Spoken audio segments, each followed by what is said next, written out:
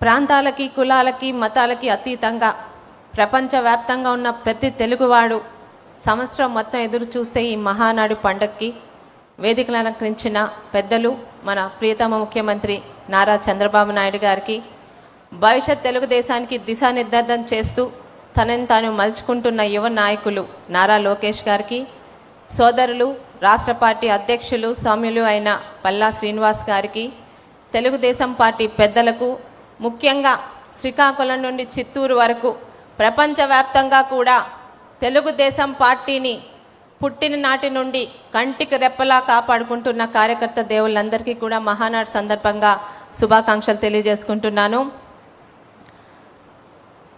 తెలుగుంటి మహిళకు తెలుగింటి ఆడబడుచని ఒక స్థానం కల్పించి మహిళా సాధికారతకి అత్యధిక ప్రాధాన్యత ఇచ్చిన సందర్భంగా, ముఖ్యంగా సమాజంలో నిర్మాణంలో మహిళల పాత్ర అపారమైనది.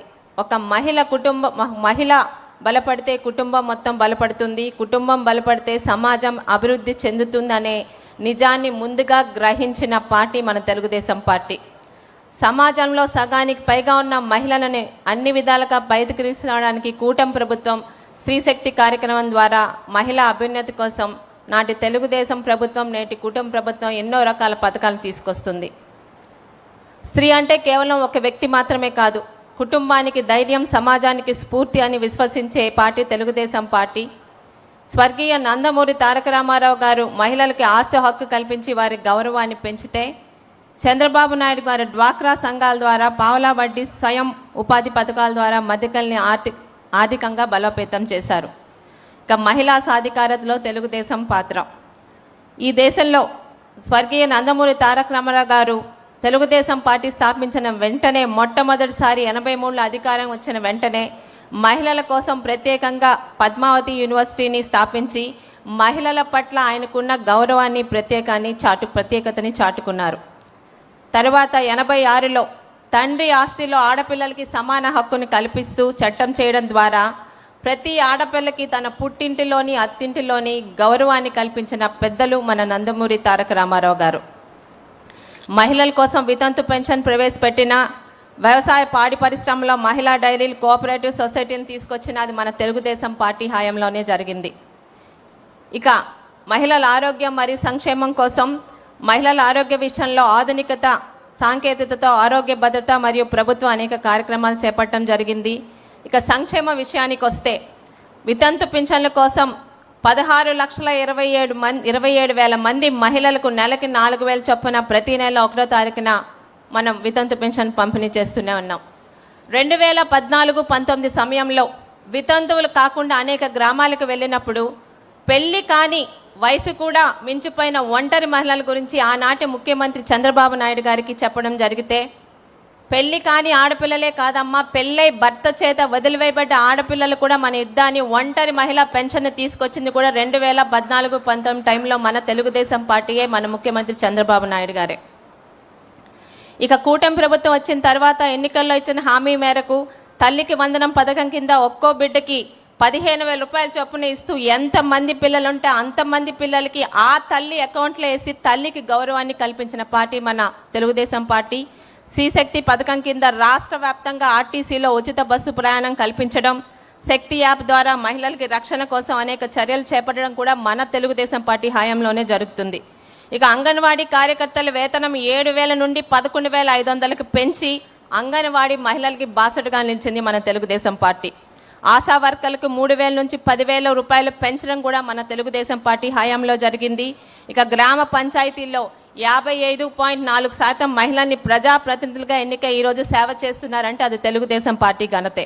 స్థానిక సంస్థల్లో మహిళలకు 50% రిజర్వేషన్ కల్పించిన ఘనత కూడా మన నాయకుడు చంద్రబాబు నాయుడు గారికి, మన తెలుగుదేశం ప్రభుత్వానికి దక్కుతుంది. ఇక విజనరీ లీడర్, దార్శనికుడైన మన ముఖ్యమంత్రి తెలుగుదేశం పార్టీ జాతీయ అధ్యక్షుడు నారా చంద్రబాబు నాయుడు గారి నాయకత్వంలో విద్య, ఉద్యోగం, రాజకీయాల్లో కూడా 33% మహిళలకు రిజర్వేషన్ కల్పించడం జరిగింది. 1995లో మహిళా కమిషన్ ఏర్పాటు చేసిన ఘనత కూడా మన చంద్రబాబు నాయుడు గారిదే. అలాగే 96లో వినూత్నంగా ఆర్టీసీలో తొలిసారిగా కండక్టర్లుగా, డ్రైవర్లుగా మహిళలకు ప్రాధాన్యత ఇచ్చి మహిళా శక్తి మీద ఆయనకున్న నమ్మకాన్ని చాటుతున్న ఘనత కూడా మన ముఖ్యమంత్రి చంద్రబాబు నాయుడు గారిదే. కావలి ప్రతిభాభారతి గారిని తొలి మహిళా అసెంబ్లీ స్పీకర్గా అవకాశం కల్పించిన ఘనత కూడా మన తెలుగుదేశం పార్టీదే. ముఖ్యంగా ప్రతి ఒక్క మహిళని ఆర్థికంగా బలోపేతం చేయడానికి దేశంలో ఎక్కడా లేని విధంగా మొట్టమొదటిసారి ఆంధ్రప్రదేశ్ స్వయం శక్తి సంఘాల డ్వాక్రా గ్రూపులను ఏర్పాటు చేసి పొదుపు ఉద్యమాన్ని ప్రోత్సహించి వారికి ప్రభుత్వం తరపున ఆర్థికంగా ప్రోత్సహిస్తూ 12 లక్షల స్వయం సహాయక సంఘాలలో 1 కోటి మంది సభ్యులను ఏర్పాటు చేసి సమాజంలో అది పెద్ద ఆర్థిక శక్తిగా నిర్మాణం చేసిన ఘనత కూడా మన ప్రియతమ ముఖ్యమంత్రి చంద్రబాబు నాయుడు గారిది. ఇవి పథకాలు మాత్రమే కావు, అనేక మంది మహిళల జీవితాన్ని మార్చిన ఉద్యమాలు. స్వయాన ఆనాటి అమెరికా అధ్యక్షుడైన బిల్ క్లింటన్ సరసన ఒక డ్వాక్రా మహిళను కూర్చోబెట్టి మహిళా సాధికారత పట్ల ఆయనకున్న నిబద్ధతను చాటుకున్న ముఖ్యమంత్రి మన నారా చంద్రబాబు నాయుడు గారు. ఇక ఆ రోజు గౌరవ ముఖ్యమంత్రి చంద్రబాబు నాయుడు గారు ముఖ్యంగా పల్లెటూరులో 2014-19 టైంలో ఇంకా కట్టెల పొయ్యల మీద వండుకుంటున్న మహిళల ఇబ్బందులను చూసి ఇంకా నా ఆడపిల్లలు కట్టెల పొయ్యల వాటిలోనే ఉన్నారా అని చెప్పి ఆ రోజు దీపం పథకం మొదటి పెట్టి 2014-19 దీపం పథకం కింద గ్యాస్ కనెక్షన్లు పొయ్యలు ఇచ్చిన ఘనత మన తెలుగుదేశం ప్రభుత్వాన్ని, మన ముఖ్యమంత్రి నారా చంద్రబాబు నాయుడు గారిది.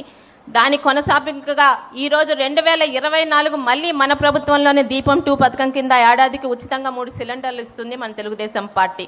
ఇక బాలికల విద్యాభివృద్ధి కోసం ఎన్నో గురుకుల పాఠశాలని ప్రత్యేకంగా బాలికల గురించి ఏర్పాటు చేశాము. విద్యా, ఉద్యోగం, రాజకీయ, సామాజిక రంగంలోనే కాదు ప్రతి ఒక్క మహిళను కూడా పారిశ్రామికవేత్తలుగా, వ్యాపారవేత్తలుగా తీర్చిదిద్దడానికి ప్రభుత్వం అనేక కార్యక్రమాలను చేపట్టడం జరిగింది. ఎంఎస్ఎంఈల ద్వారా మహిళా పారిశ్రామికవేత్తలకు 35% వరకు సబ్సిడీ ఇస్తూ మన ప్రభుత్వం ప్రోత్సహిస్తూనే ఉంది. ఈరోజు ఈ విషయంగా గత గవర్నమెంట్లో ఉన్న మన మాజీ ముఖ్యమంత్రి గారి గురించి ఒక విషయం చెప్పాలండి.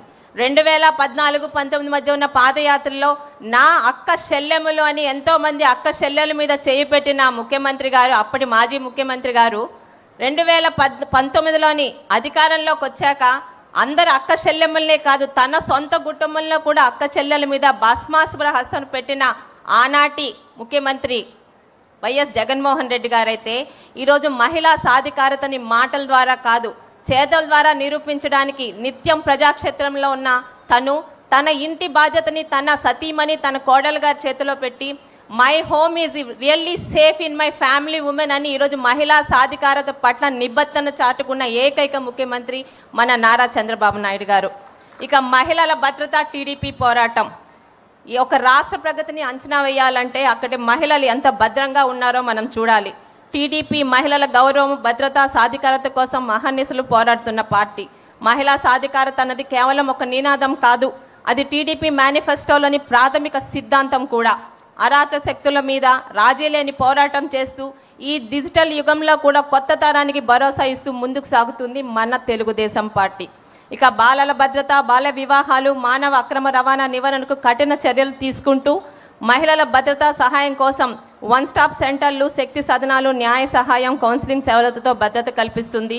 ఇక ఆడబిడ్డల ప్రాధాన్యత. రాజకీయాల్లో మహిళలకు గౌరవం, అవకాశాలు, ఆత్మగౌరవం కల్పించిన పార్టీగా తెలుగుదేశం పార్టీ. మహిళలను కేవలం ఓటర్లుగా కాదు నవ సమాజ నిర్మాణకర్తలుగా భావించి మన తెలుగుదేశం పార్టీ పనిచేస్తుంది.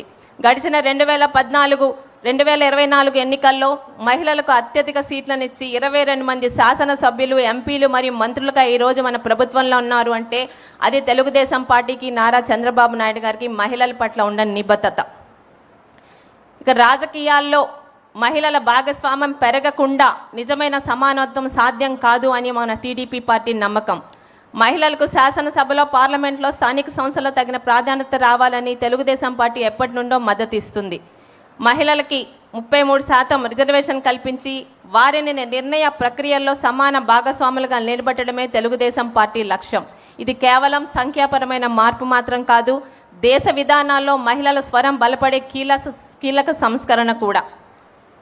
తెలుగుదేశం పార్టీ మొదటి నుండి మహిళా రిజర్వేషన్ బిల్లుకు కట్టుబడి ఉంది.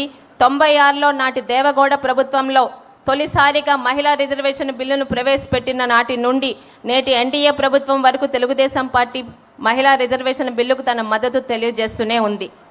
స్త్రీ శక్తి బలపడితేనే రాష్ట్రం బలపడుతుంది, మహిళలు ఎదిగితేనే ప్రపంచం ఎదుగుతుంది అని, సమాజం ముందుకు సాగుతుందని నమ్మి ముందుకు సాగుతున్న తెలుగుదేశం పార్టీలో మహిళా సాధికారతకి మాటల్లో కాదు చేతల్లో అమలు చేస్తున్న మన టీడీపీ పార్టీలో ఇటువంటి ప్రాధాన్యత గల మహిళా శక్తి తీర్మానాన్ని ప్రవేశపెట్టే అవకాశం నాకు కల్పించిన పెద్దలందరికీ మరొకసారి ధన్యవాదం తెలుపుకుంటూ సెలవు తీసుకుంటున్నాను. జై తెలుగుదేశం, జై చంద్రబాబు నాయుడు గారు. ధన్యవాదాలు శిరీష్ గారు.